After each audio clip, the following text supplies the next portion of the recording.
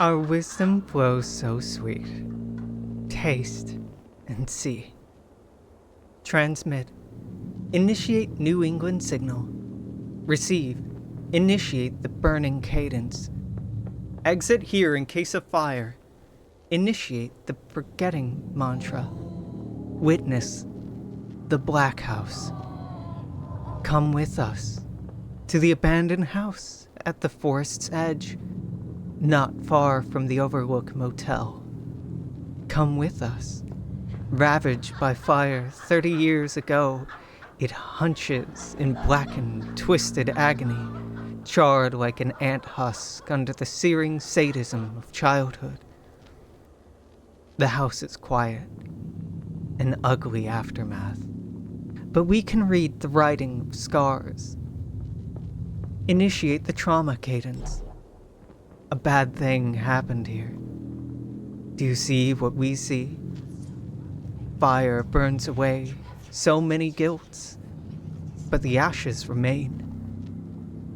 Do you see what we see? No one goes to the Black House.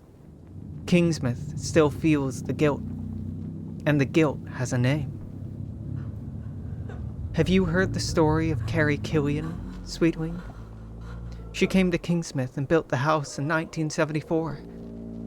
She worked from home, offering consultation and help through pagan practices. In those days, everyone liked her. Malefactor detected. There, in the pattern of the ashes, eye and pyramid. Do you see what we see? Carrie Killian was no fraud, but an independent practitioner of magical arts. This concerned the Illuminati. They did not like the way she observed the Innsmouth Academy. Fire is a powerful tool. Your first technology, Sweetling. There were meetings in darkened rooms. It only takes a spark. Conniving lips manufactured rumors and planted them in small-town ears. Fire spreads. She's a bad influence on our children. Bad will and bad mouthing, as Carrie Killian suffered on, still offering her services to the hypocrites who asked for help with one face and spoke ill of her with another. Fire can get out of control. Rumor-mongering became ostracizing. Fraud became freak, became devil worshipper. That handsome house became that den of evil. A shrieking primate finally gets the courage to poke the curiosity before running back up the tree, and soon all of the talking monkeys are grabbing sticks.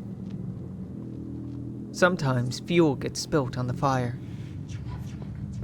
In 1987, several guests disappeared from the Overlook Motel. Those conniving lips whispered new rumors. The investigation proved Carrie Killian innocent, but the seed was already planted in the simian brains of the townsfolk. We visited a few of the mundanes, hovered over their beds, and tried to warn them of the coming disaster. But they saw us and lost their simian minds. When 2 mangled children were found near Miss Killian's house, it was too late.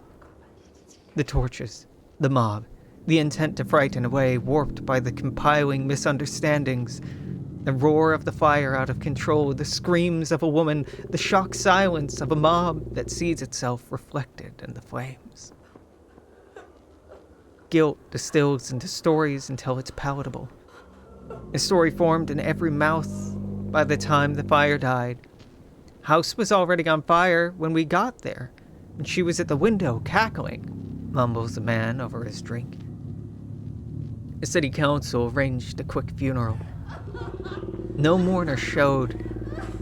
Carrie Killian was cremated and buried beneath a cheap gravestone. The Black House still stands. No one wants to tear it down.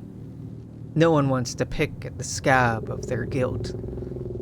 They covered up with stories of wicked witchcraft. We listen as the sweet children sing the name of Carrie Killian in their jump rope rhymes, the way they used to sing about the Black Plague. Ashes Ashes, we all fall down.